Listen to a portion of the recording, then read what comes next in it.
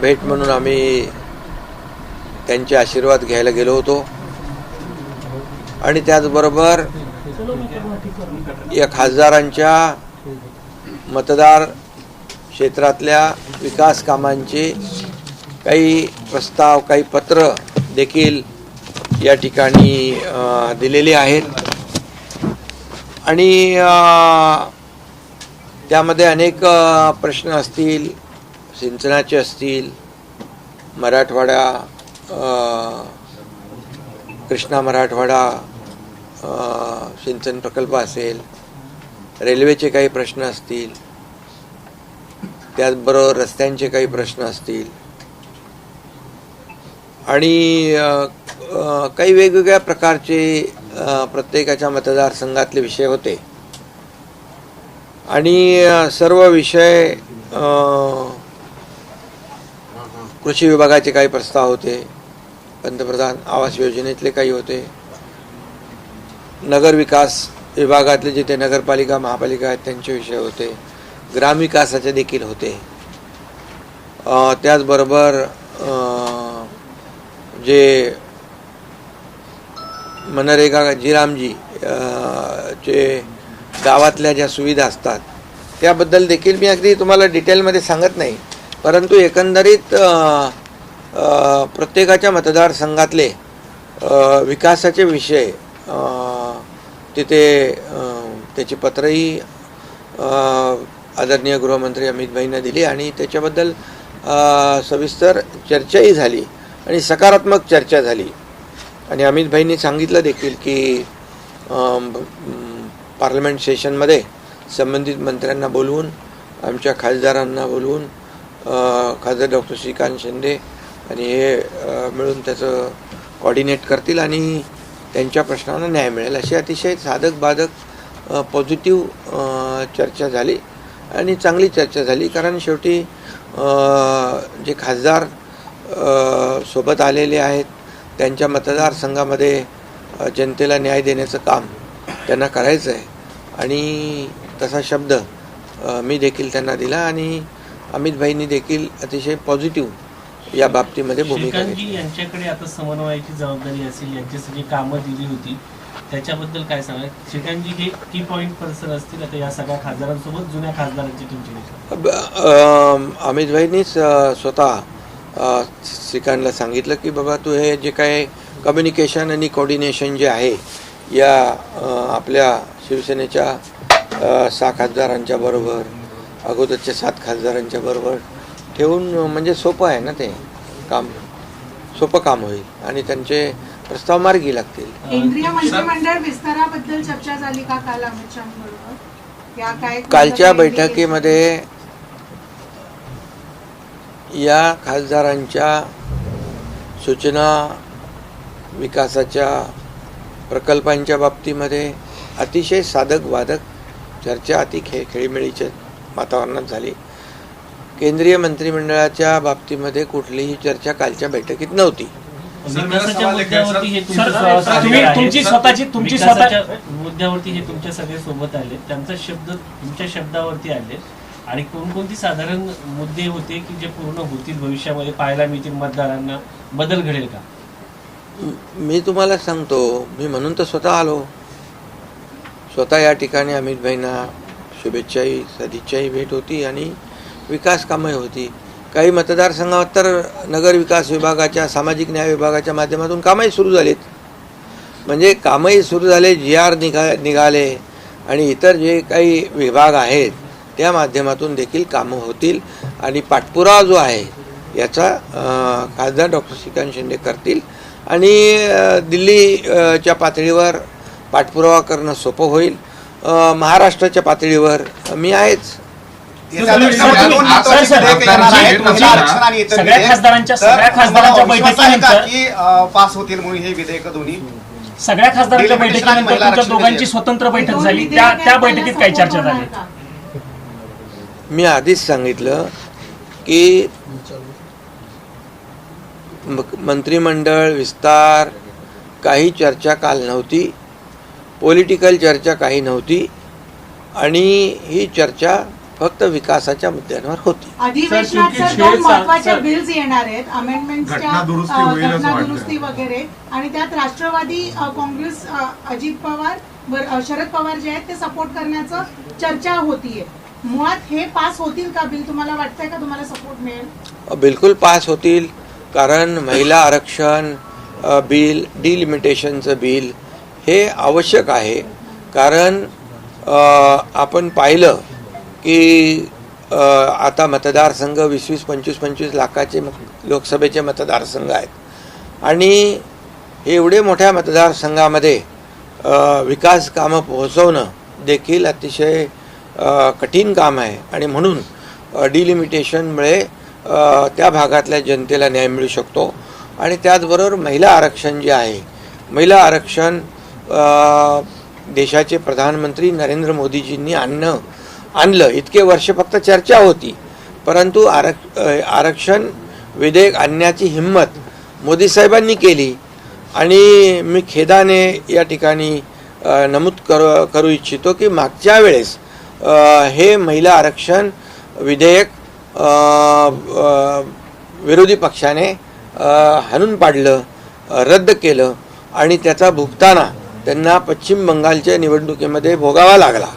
त्यामुळे आता कुठेतरी उपरती आली असेल, सद्बुद्धी आली असेल तर चांगली गोष्ट आहे आणि सर्वांनीच महिला आरक्षणाला सपोर्ट केला पाहिजे. शेवटी महिला लाडक्या बहिणी ज्या आहेत, लाडकी बहीण महाराष्ट्रामध्ये लाडकी ठरली, लोकप्रिय झाली आणि आपल्याला मी सांगू इच्छितो की या महिला आरक्षणामुळे महिलांना देखील न्याय मिळेल आणि महिला देखील कर्तबगार महिला आहेत आणि त्यांना अधिकार मिळेल आणि खऱ्या अर्थाने विकासाचा जो काही वेग जो आहे त्यांना वाढवता येईल.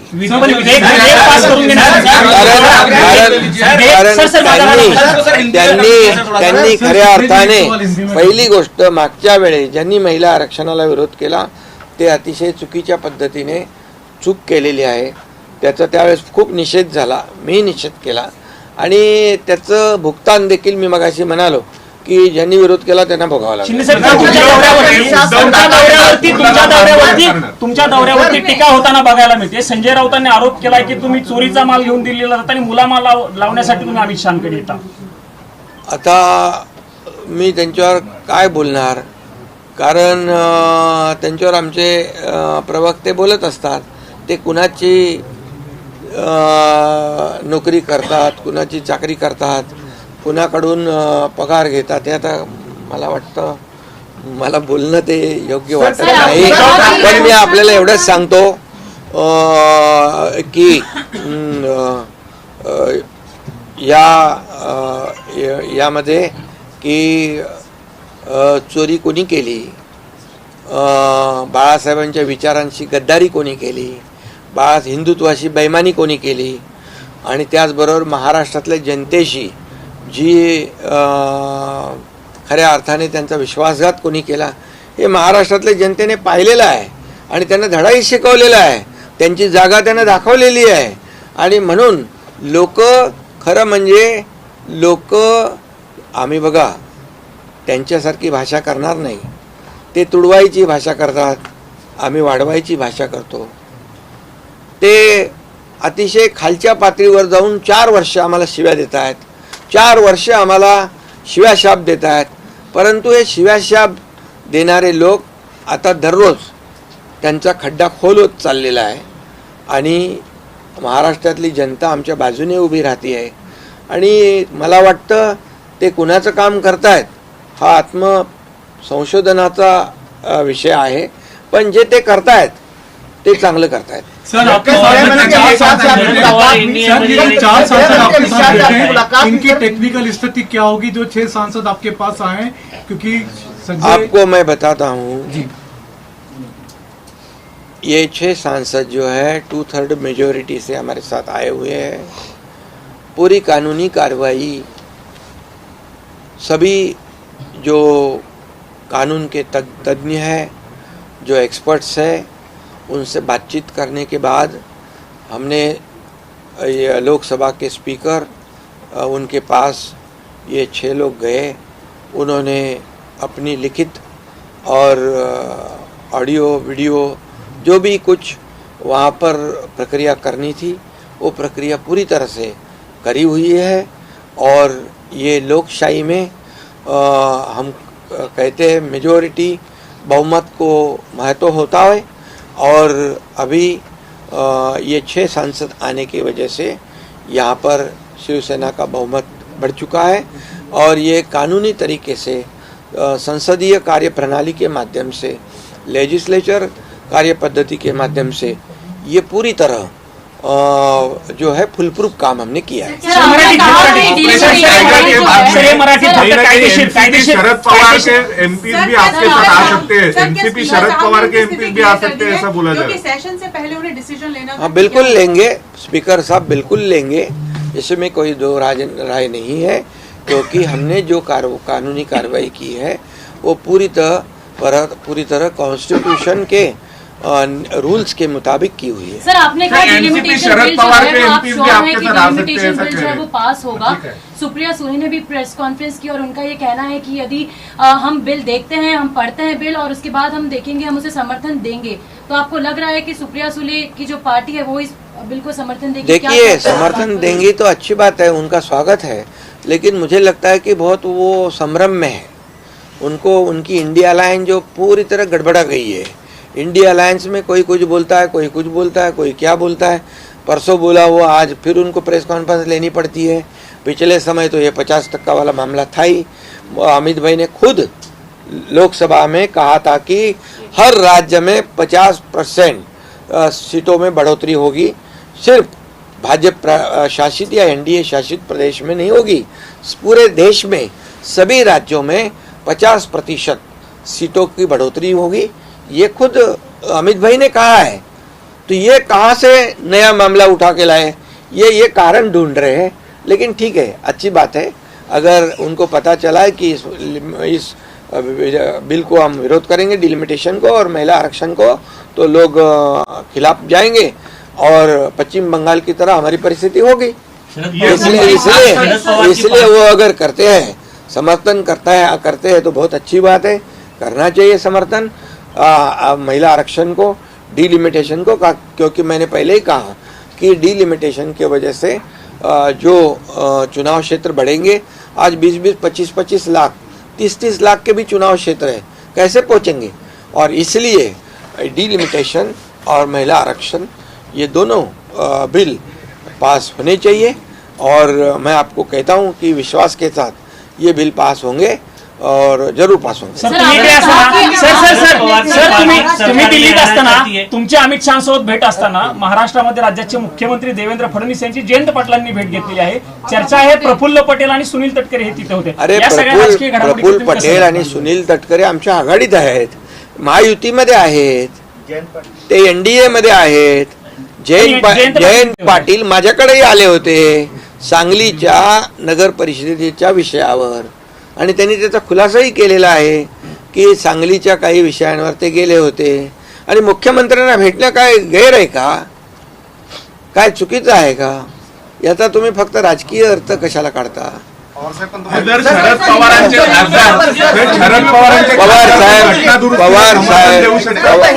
पवार साहेब पण आले होते ज्या दिवशी महाराष्ट्र कर्नाटक सीमावर्ती भागातल्या लोकांची बैठक होती, त्यावेळेस मुख्यमंत्री होते, मी होतो आणि शरद पवार साहेब पण त्या बैठकीला होते।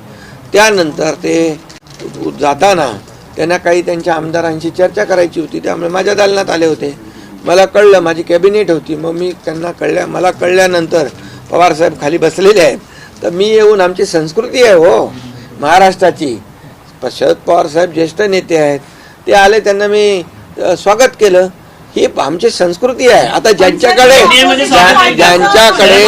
ऐका बघा, ज्यांना एकच सांगतो, कशी काय म्हणजे काय होऊ शकत नाही? अरे ती काय दालनं काय आमच्या मालकीची आहेत का? ती ऐका, ते दालनात कोणी नव्हतं, कारण मी कॅबिनेटला होतो। आणि मी एकच सांगतो, ही संस्कृती आहे, परंपरा आहे, आम्ही संस्कृती जपतो। पण काही लोकांना विकृती झालेली आहे, प्रत्येक गोष्टीमध्ये विकृत भाष्य करायचं। अरे ज्या शरद पवारांचं तुम्ही खाता, या शरद पवारांचं गुणगान गाता, त्यांच्या विरोधातच भूमिका घेता. ही कुठली काय इंडिया अलायन्स, ही कुठली महाविकास आघाडी? हे फार गोंधळलेले आहेत, एकदम बिथरलेले आहेत. त्यांना काय बोलतात तेही कळत नाही. त्यांच्या पायाखालची पूर्ण वाळू सरकलेली आहे आणि त्यांचा पराभव जो आहे तो दररोज होतोय. सर वो सर, शरद पवारांच्या पक्षाचं एनडीएमध्ये स्वागत करा.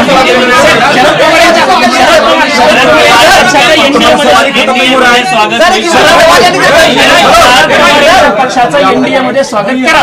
हे बघा, तुम्ही एक सांगतो, एनडीए चा निर्णय घेणारे देशाचे प्रधानमंत्री नरेंद्र मोदीजी आणि गृहमंत्री अमित भाई. त्यामुळे एनडीए मध्ये कोणाला प्रवेश द्यायचा, कोणाला सोबत घ्यायचं हा अधिकार त्यांचा आहे. पण सर, टाइगर ऑपरेशन की चर्चा हो रही है। सर, टाइगर ऑपरेशन के बाद एक नई चर्चा हो रही है। कल आप दिल्ली आए थे, आज दिल्ली आए, आप दिल्ली मौजूद है, वहीं महाराष्ट्र में कई एनसीपी के वरिष्ठ नेता जो शरद पवार के जयंत पाटिल वो मुलाकात करते हैं मुख्यमंत्री से, इसके क्या मायने निकलते हैं सर? अरे, मैंने अभी कहा है कि मेरी जानकारी के मुताबिक अपने जयंत पाटिल जी ने मीडिया में भी कहा है कि उनकी कुछ सांगली की जो मुद्दा था उसके बारे में वो मिले. प्रफुल्ल पटेल और तटकरे तो हमारे महायुति के मेंबर है, महायुति के पार्ट है, तो जाएंगे. वो मेरे पास भी आते हैं, मुख्यमंत्री जी के पास भी जाते हैं. जयंत पाटिल भी मेरे पास आए हुए थे, कुछ काम लेके आए थे. क्या इसका मतलब क्या राजनीतिक होती है क्या बात? हर बार कोई मिला तो कोई मिलना ही नहीं चाहिए. शरद पवार जी हमारे इधर आ गए, बोले राजनीतिक बात हो गई. कितने लोगों को पेट दर्द हो गया, कितने लोगों को तो जमाल घोटे जैसा कब तकलीफ हो गया.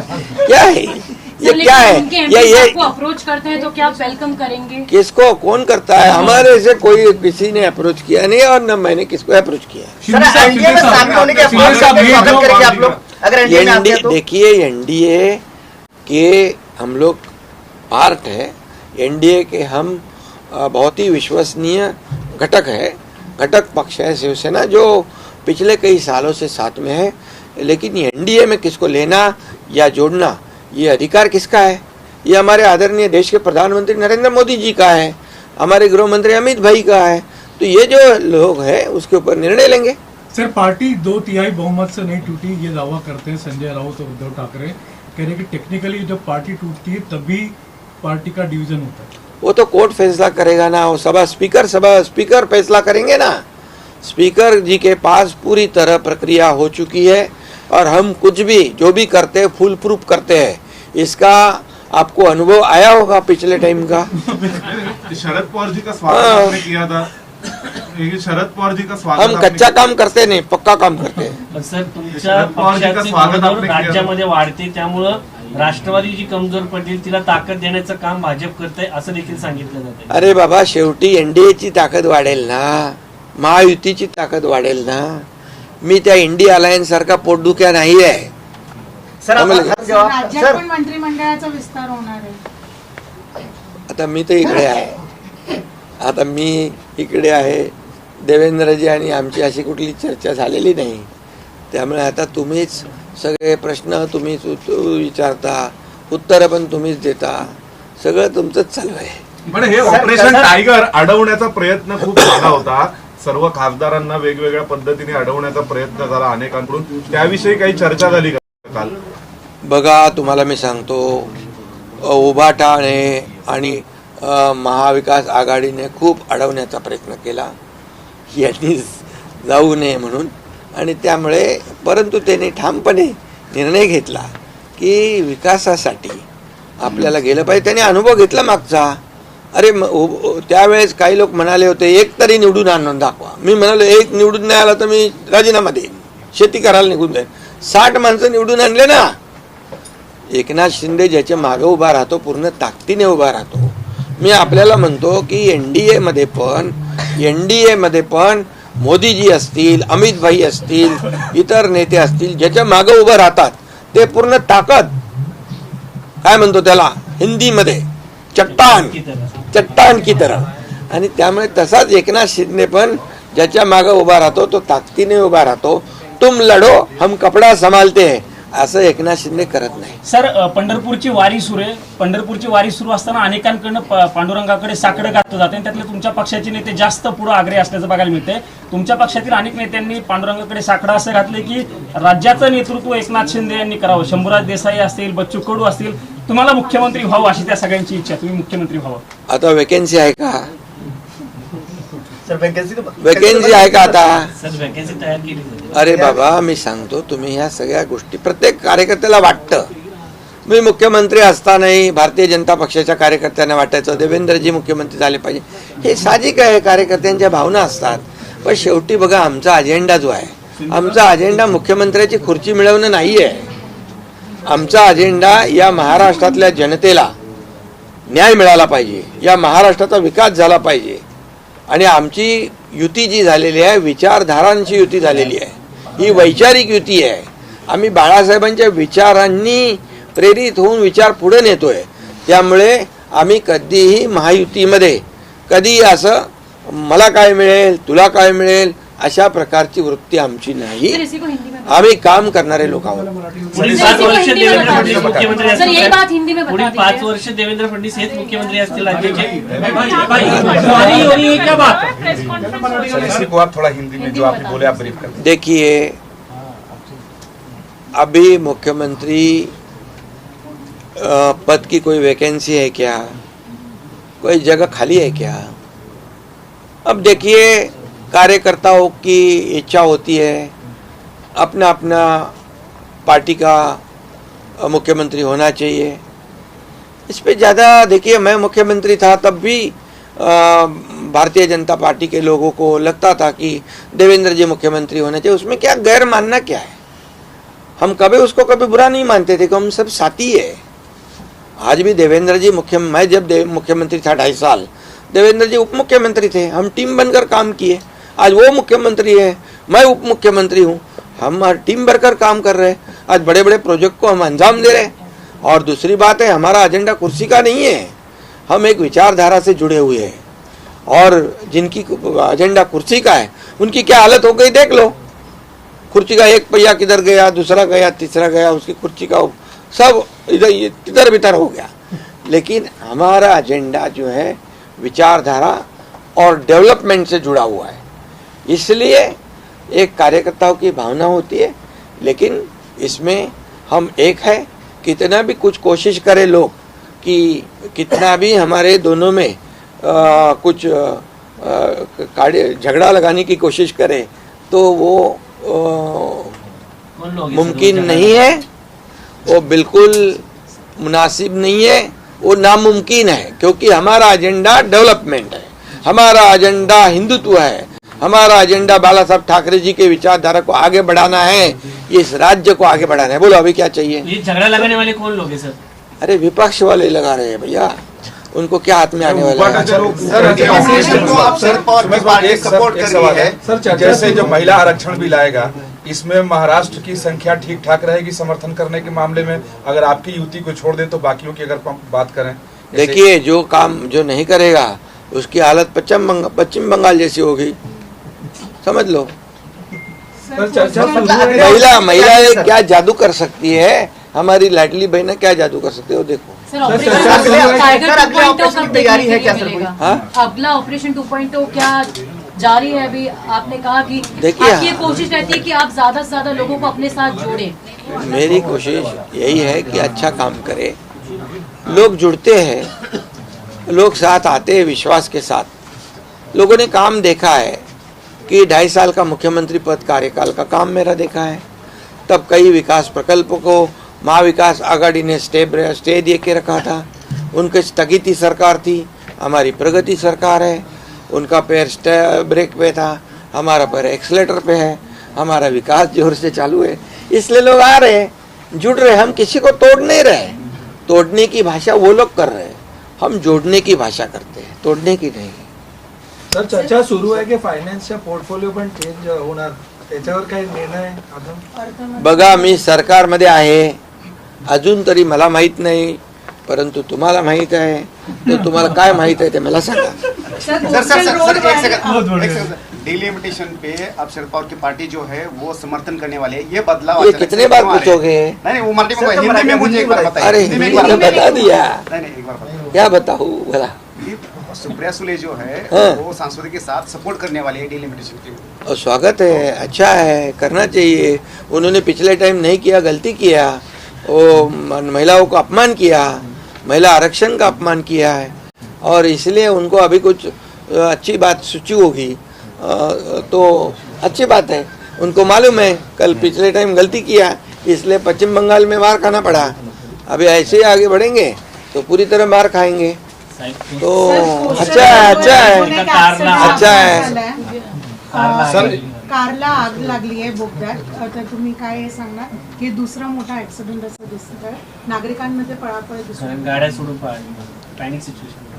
त्या ठिकाणी तिथली अग्निशमन यंत्रणा अतिशय अद्ययावत आहे, आणि दुर्दैवाने अशी घटना घडली असेल तर नक्कीच त्या ठिकाणी ती यंत्रणा जी आहे ऑटोमॅटिक ॲक्टिवेट होते, आणि त्या ठिकाणी कुठलीही जीवितहानी होणार नाही याची काळजी आमचे लोक घेतील. सरकार एक संविधान संशोधन और लेकर आ रही है सर, सरकार एक और संविधान संशोधन लेकर आ रही है कि पीएम हो या सीएम हो या मंत्री हो, अगर वो आरोपी होते हैं, आपराधिक मामले आते हैं तो उनकी स्वतः ही कुर्सी खत्म हो जाएगी। विपक्ष इस पे कई तरह की बात कर रहा है कि ये तो राजनीतिक दुर्भावना की वजह से लाया जा रहा है। आप किसको कैसा मानते हैं इस बिल को? कौन लाया, कभी लाया? केंद्र सरकार लाने की तैयारी में है, जेपीसी के पास है, पीएम हो या सीएम हो, अगर मामला तो देखिए अभी पीएम कौन है? मोदी जी है, बराबर है।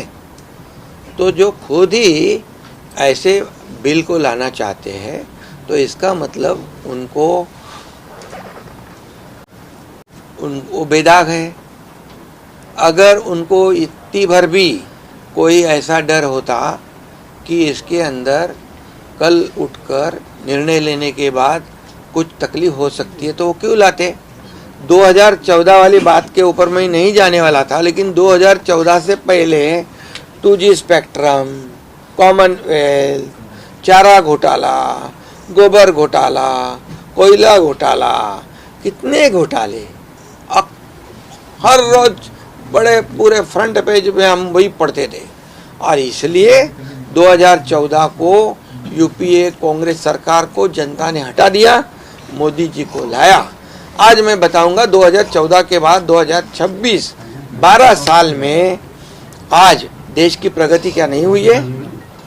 गरीबी हटाओ, गरीबी हटाओ, कांग्रेस कहती थी गरीबी हटी, क्या गरीब हट गया? गरीबी नहीं हटी, लेकिन मोदी जी के काल में 32 करोड़ लोगों को गरीबी से ऊपर उठाया।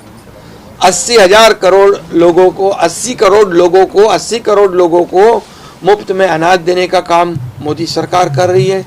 डेवलपमेंट इतने जबरदस्त, महाराष्ट्र का ही मैं बताऊंगा, 10 साल में यूपीए ने 2 लाख करोड़ दिए थे, मोदी जी की सरकार ने 12 लाख करोड़ दे दिए। ये है विकास, ये है डेवलपमेंट। और इसलिए स्वच्छ सरकार और करप्शन फ्री सरकार होना चाहिए। इसके लिए ये बिल आ सकता है तो उसका स्वागत करना चाहिए। अभी आगे जो विरोध कर रहे हैं उनका तो क्या फर्स्ट है मालूम नहीं, लेकिन मोदी जी का नेशन फर्स्ट है और अपोजिशन का करप्शन फर्स्ट है, इसलिए डरते होंगे वो। शिंदे जी, राम मंदिर को लेकर जो उद्धव शिवसेना है वो अभियान भी चला रही है कि जो हुआ है वहां पर चढ़ावा चोरी में वो गलत हुआ है। आप लोग किस तरीके से देखते हैं इसमें? आंदोलन नागपुर से भी चल रहा है, अयोध्या तक जाएगा, क्या कहेंगे इसमें और ये राम मंदिर के पूरे विषय पर? देखिए, जिन्होंने राम कार सेवक को, राम सेवक को, राम भक्तों को हरामखोर कहा, ये भी आपको पता है। हिंदुत्व की विचारधारा को लेना ये हमारी गलती थी, ऐसे शब्द मुख्यमंत्री रहते हुए सदन में निकाला हुआ है। अभी वो राम रक्षा की बात कर रहे हैं। देखिए, मैं ये कहूँगा, जिनको महाराष्ट्र की जनता ने उनके करतूत की शिक्षा दी, अभी उनको राम रक्षा याद आ गई है। अभी उनको पता चला है जो नहीं राम का वो नहीं किसी काम का। अभी इसलिए ये राम भक्ति उनके मन में आई है। हनुमान चालीसा बोलने वाले को जेल में ठूसने वाले कौन थे? हनुमान चालीसा बोलने वाले जेल में डालने वाले कौन थे? राम रक्षा का आंदोलन करते। राम रक्षा पूरी तरह बोलने तो आनी चाहिए। और इसलिए मैं कहूंगा कि वो खुद की पार्टी की रक्षा नहीं कर पा रहे, इसलिए राम रक्षा पे आए हैं। राज्यामध्ये शेतकरी कर्जमाफी सोबतच वीज बिल देखील माफ करण्याचा निर्णय झालेला आहे। शेतकऱ्यांनी समाधान व्यक्त केले जाते वेगवेगळ्या ठिकाणी। शेतकऱ्यांचं कर्जमाफी करणार म्हणून 2024च्या निवडणुकीच्या वचननाम्यामध्ये आम्ही वचन दिलं होतं की शेतकऱ्यांची कर्जमाफी करणार आणि ती आम्ही पूर्ण केली। या बजेटमध्ये मुख्यमंत्री महोदयांनी घोषणा केली आणि त्याच्यामध्ये जे काही 50,000ची अट होती तीही काढून टाकली।